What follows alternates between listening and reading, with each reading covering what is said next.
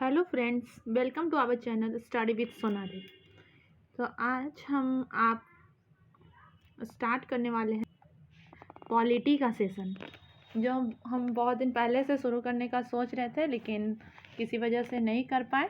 तो आज हम लोग स्टार्ट करते हैं पॉलिटी का सेशन। आज पहला क्लास है, तो पहले क्लास में हम थोड़ा सा इंट्रोडक्शन देखेंगे कि पॉलिटी है क्या और इसमें हमें क्या पढ़ना है, तो हम वही देखेंगे। तो चलिए देखते हैं पॉलिटी। पहले तो ये वर्ड को क्लियर करना है कि पॉलिटी है क्या। पॉलिटी बना है, एक वर्ड है, इंग्लिश का एक वर्ड है पॉलिस। पॉलिस वर्ड से बना है पॉलिटी। पॉलिस मतलब होता क्या है? पॉलिस मतलब होता है राज्य या शहर। राज्य या शहर। और राज्य या शहर की जो हमारा व्यवस्था होता है, उस यहाँ पे राज्य शहर में जो व्यवस्थाएं होती है, व्यवस्था उसके बारे में जब हम पढ़ते हैं, राज्य या शहर की जो व्यवस्था होती है उसके बारे में पढ़ना क्या कहलाता है? पॉलिटिक्स कहलाता है। क्या कहलाता है? पॉलिटिक्स। पॉलिटिक्स ये छोटा लेवल पे हो गया कि राज्य या शहर के बारे में पढ़ना, हाँ, ये पॉलिटिक्स कहा गया।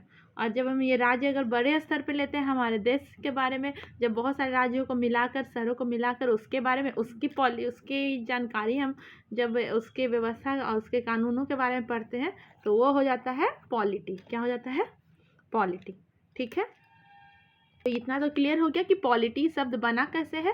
पॉलिटी बना है पॉलिस शब्द से, जिसका मतलब होता है राज्य या शहर। और राज्य या शहर के व्यवस्था के बारे में जो हम पढ़ते हैं, जो जानकारी हासिल करते हैं, वहाँ का कानून व्यवस्था, रहन सहन, मतलब जो वहाँ नियम कानून चलेगा, जिसके हिसाब से वहाँ के लोग रहेंगे, तो उसे क्या कहते हैं? उसे हम पॉलिटिक्स कहते हैं। और यही राज्य और शहर बहुत सारे मिलाकर के एक बड़े लेवल पे, जैसे हमारा इंडिया के अंदर छोटे छोटे राज्य हैं, सबका एक जगह एक कलेक्ट करके हमारा एक कॉन्स्टिट्यूशन बना है, जो हमारा भारत का कॉन्स्टिट्यूशन है। उस तरह से हम जब पूरे वास्ट लेवल पे देखते हैं, तो उसे हम क्या कह देते हैं? उसे हम बोलते हैं पॉलिटी। क्या बोलते हैं? पॉलिटी। ठीक है, अब हम देखेंगे कि राज्य बनते कैसे हैं, राज्य के एलिमेंट्स कौन कौन से होते हैं। जो राज्य है, राज्य के तत्व, राज्य के तत्व, एक राज्य कहलाने के लिए क्या क्या चाहिए।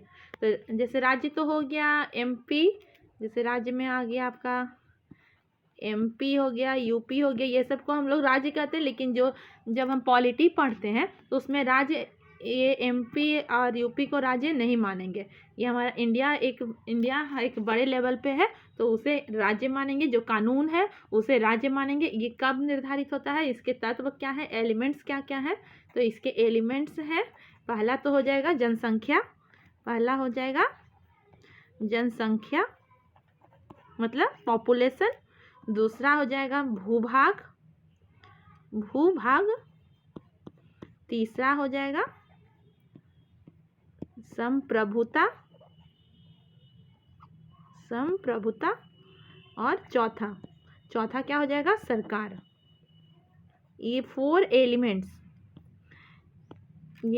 एलिमेंट्स मिल करके क्या बनाते हैं? एक राज्य का फॉर्मेशन करते हैं।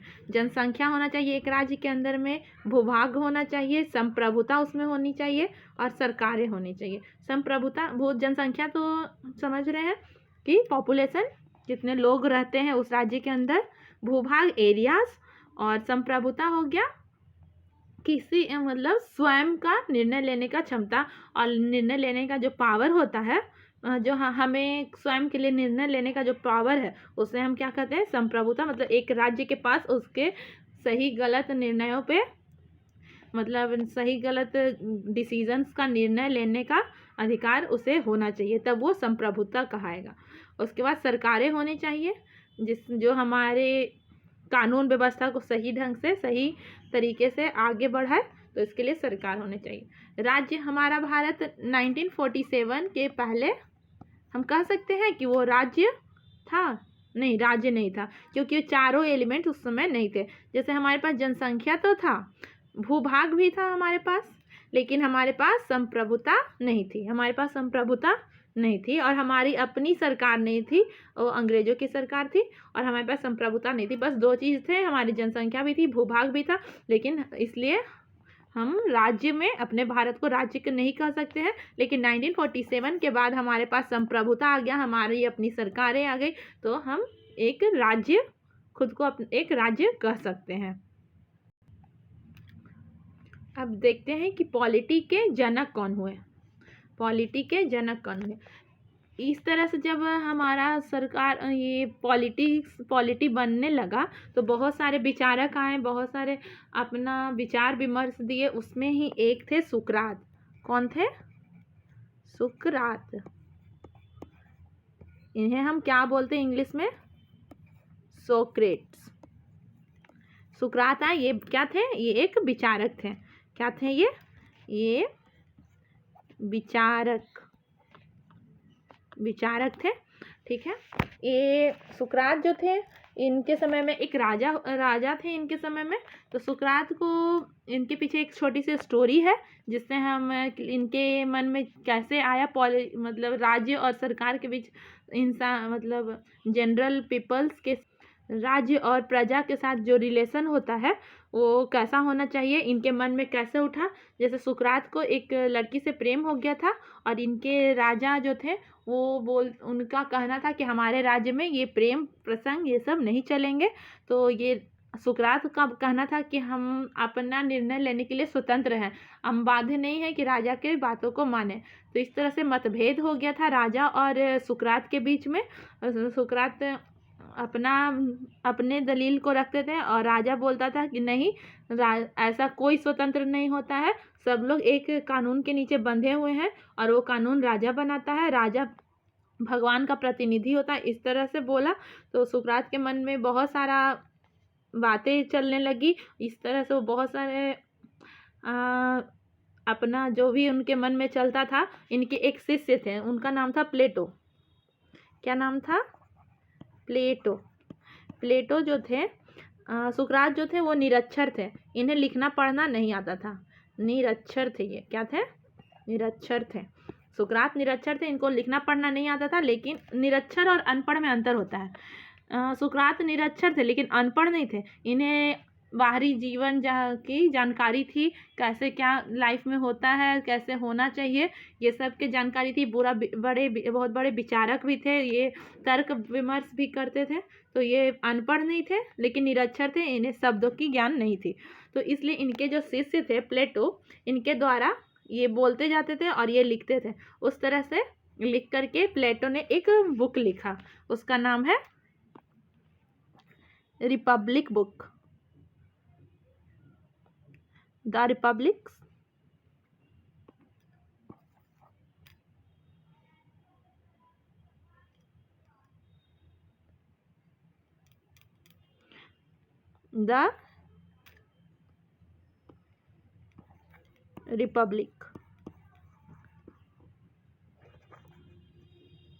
द रिपब्लिक बुक लिखे, और एक संस्था भी खोला, उसे द एकेडमी बोलते हैं। क्या बोलते हैं?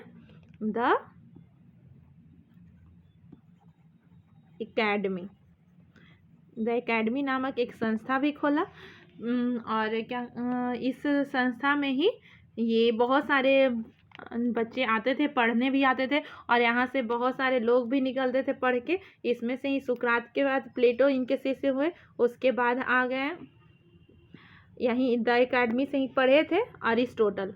क्या नाम है? अरिस्टोटल, अरस्तु इन्हें बोलते हैं,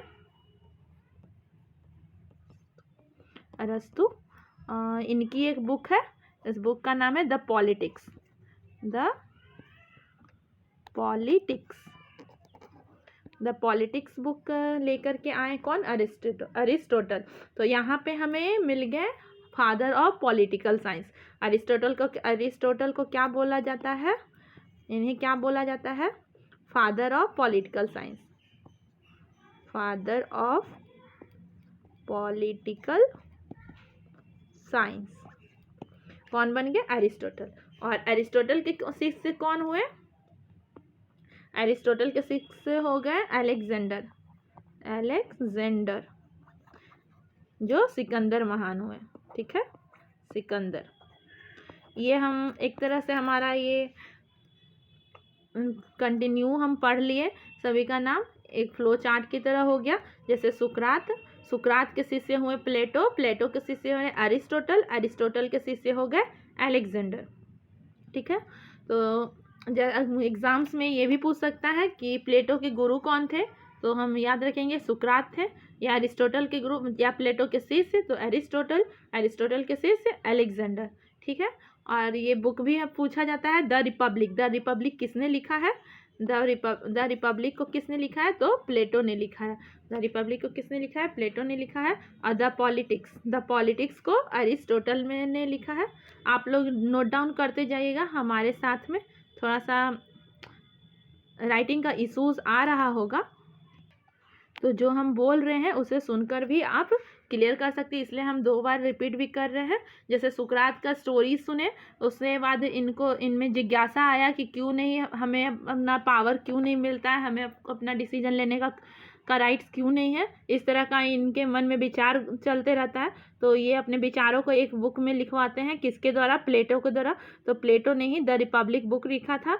ये बुक सुकरात लिख नहीं पाए क्योंकि वो पढ़े लिखे नहीं थे, इसलिए वो लिख नहीं पाए, तो प्लेटो से लिखवाएं। और ये प्लेटो ने एक एकेडमी का भी स्थापना किया था, उसका नाम था द एकेडमी। इसमें पॉलिटिकल साइंस की पढ़ाई होती थी। यहाँ से ही पढ़ के निकले थे अरिस्टोटल, जो अरस्तु थे, प्लेटो के शिष्य थे।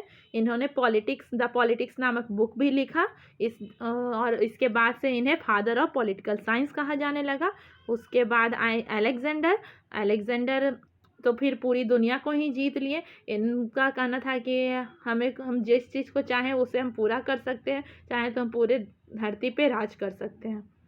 चलिए, तो ये कंप्लीट होता है यहाँ तक। आई होप आप लोग को समझ में आ रहा होगा कि कैसे पॉलिटिक्स कैसे आगे बढ़ा है। तो हम बेसिक से लेकर के चले, उसके बाद हम अपने इंडिया में आएंगे। तो अभी थोड़ा कॉन्स्टिट्यूशन को देख लेते हैं।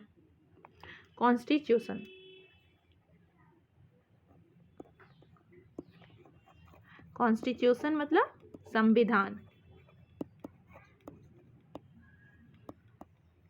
संविधान क्या है? अगर हम बोले कि संविधान क्या है, तो संविधान जो है कानून का वर्णन है, कानून का व्यवस्था है। संविधान में क्या है? बस कानून जो है हमें कैसे रहना है, कैसे क्या हमारे देश में होगा, उसका लिखित वर्णन है। हमारे देश में लिखित है, मतलब हर जगह लिखित नहीं है। कानून का वर्णन को ही क्या कहते हैं? कॉन्स्टिट्यूशन कहते हैं। कानून के वर्णन को क्या कहते हैं? कॉन्स्टिट्यूशन कहते हैं। ये 2 तरह के हो सकते हैं, ठीक है। एक हो जाएगा लिखित और अलिखित।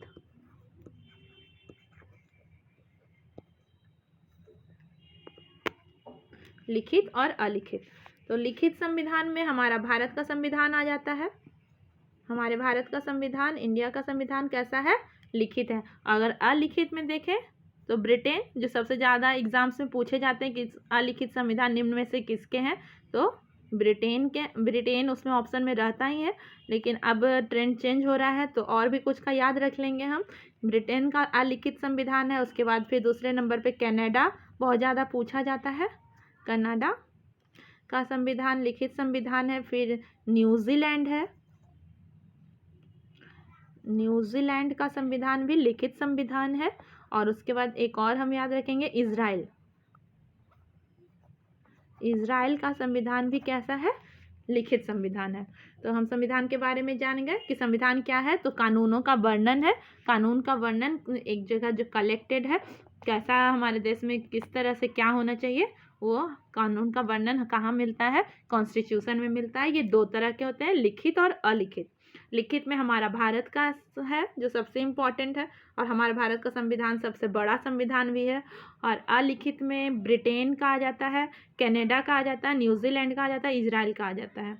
अलिखित संविधान का मतलब होता है कि लोगों के विचार विमर्श करने के बाद कुछ जो सभी के लिए सही हो, हितकारी हो, उसे बनाया, उस नियम को लागू कर, जिससे हमारा देश का समृद्धि हो, और हमारे जो लोग हैं उनकी भी समृद्धि हो, इस तरह का पॉइंट ऑफ व्यू रखते हुए जो लिखा जाता है बहुत लोगों के विचारों के बाद, तो वो लिखित संविधान बनता है। अलिखित संविधान में ज़्यादातर हम देखेंगे कि जो ट्रेडिशन चला आ रहा है पहले का कि ऐसा होता है तो होता है, ये हमारे यहाँ इनके बाद ये राजा बनते हैं तो बनेंगे, ये काम होता है, इस काम के पहले जैसे कि जो हमारा ट्रेडिशनल रिचुअल्स वगैरह हो गया, जैसे हम फॉलो करते हैं बिना कुछ उस पर सवाल उठाए, तो उस तरह का जो संविधान होता है वह अलिखित संविधान है जो हमेशा से शुरू से चला आ रहा है और आगे भी चलेगा।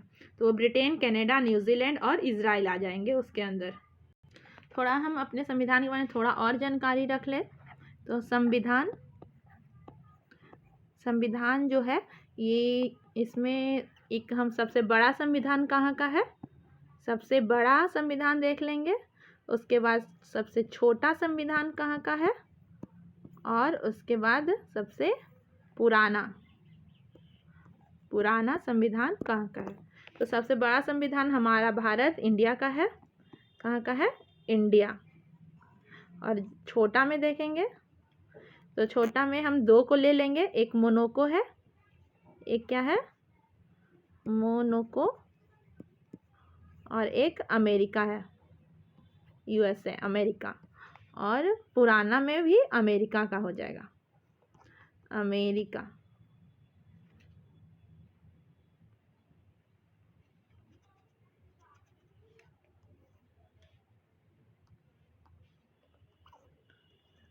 अमेरिका का संविधान कब बना है, 1789 में। कब बना है, 1789 में।